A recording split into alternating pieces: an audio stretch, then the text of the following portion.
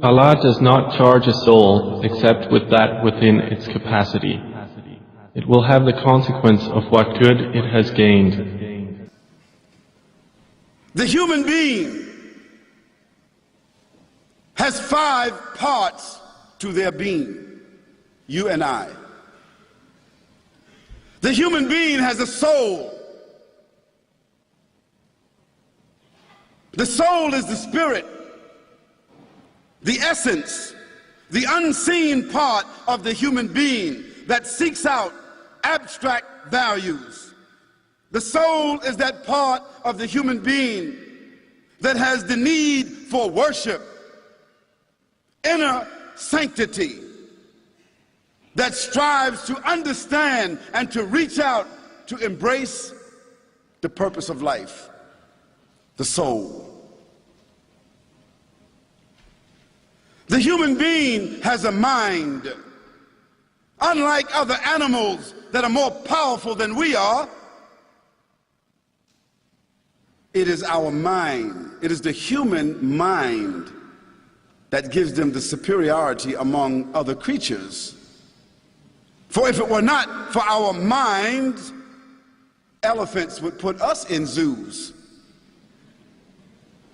Lions and tigers and baboons would put us in zoos because they are more powerful than we are, but they cannot think and they cannot calculate and they cannot manipulate because we have been given intelligence.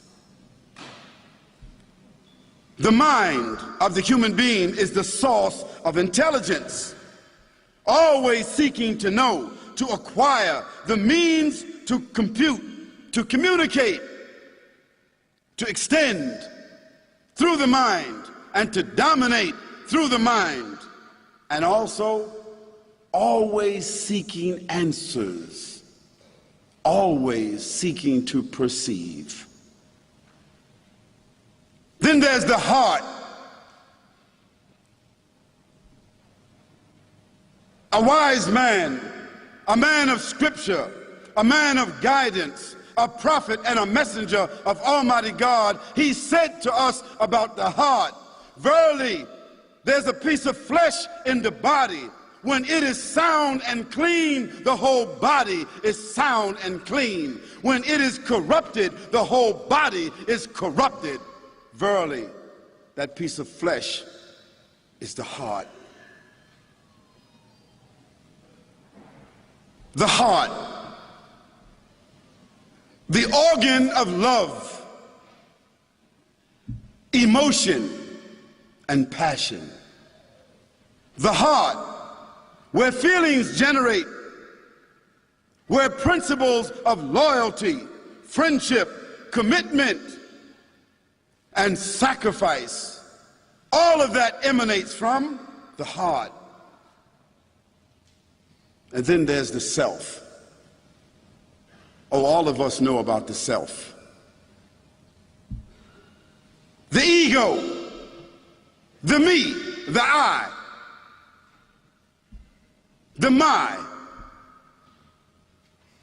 the realization of self, self-aggrandizement, self-serving, the source of all wanting to possess, always wanting to possess everything, everybody, everywhere, the self.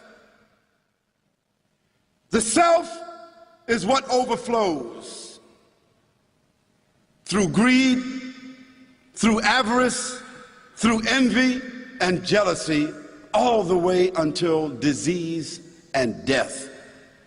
The self always trying to fulfill itself and not caring about any other self. And finally, the lowest form of the human being that most humans seem to never evolve beyond, and that is the body. The body. The body that eats and drinks and sleeps, that smells and tastes, sees, hears, touches. The body that houses the whole person but cannot fulfill the other components. The body can never fulfill the soul. The body can never fulfill the mind. The body can never fulfill the heart's desires. The body can never contain the self. The body only houses the rest of the person. But most of us, we live all of our lives only feeding the body.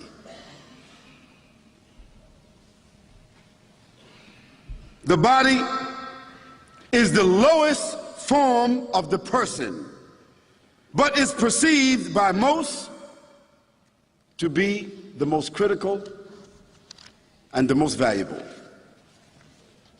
And this is why the hedonists, the materialists, and the pleasure seekers, they can never seem to arrive at anything more than the satisfaction of the body. And that's why everybody seems to live for Friday night. They work like dogs, like animals, stealing, scheming, doing everything, working their hearts out, working double jobs, to own a car, a house, to buy clothes, to go to fancy restaurants, to lay down with an ugly or a pretty woman, or a bald-headed or a crippled man. Doesn't matter. Just lay down with something or someone. The body. And we go through life from Friday to Friday, Friday to Friday, until the year's out.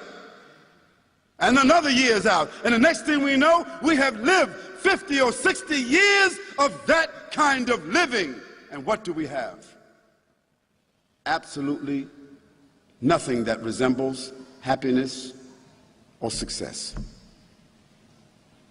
The human being, unlike other animals, is in need of enlightenment. The human being is in need of inspiration. The human being is in need of guidance. The human being is in need of spiritual awareness. The body is like a vehicle that houses the passengers and protects them from the elements and delivers them to their intended destination. The self is like the driver who holds the wheel and makes the determination to turn, to brake, to accelerate, or to stop.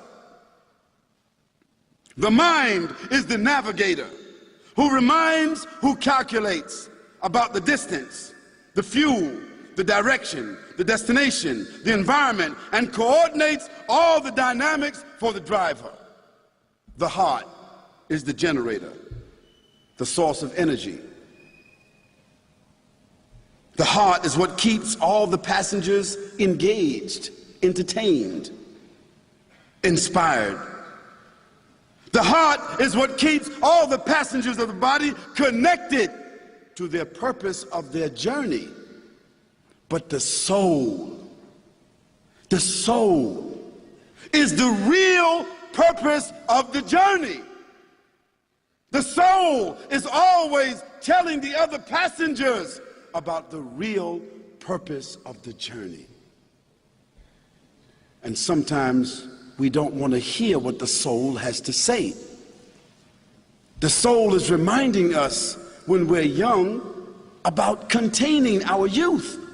We don't want to hear that. The soul is reminding us when we're old about our youth, but we don't want to hear that. The soul is reminding us when we are well, when we're healthy, when we're strong. The soul is reminding us to be grateful, but we don't want to hear that. When we're ill, when we're sick, the soul is reminding us of the health that we used to have, but we don't want to hear that. The soul is reminding us about death. While you're living, the soul is always knocking at the door and telling you and I that death is inevitable. Tomorrow, one morrow, one next day will be your day. The soul is telling us this, but we don't want to listen. The soul is the conscience, which reminds and drives the passengers. The soul is always irritating us, telling us about its origin, telling us about where it's going to wind up at, always trying to tell us to distinguish the difference between real and unreal. The soul is the supernatural self, which is connected to the unseen elements. The unseen elements of birth, the unseen elements of dreams, the unseen elements of vision, and inevitably the unseen element of death.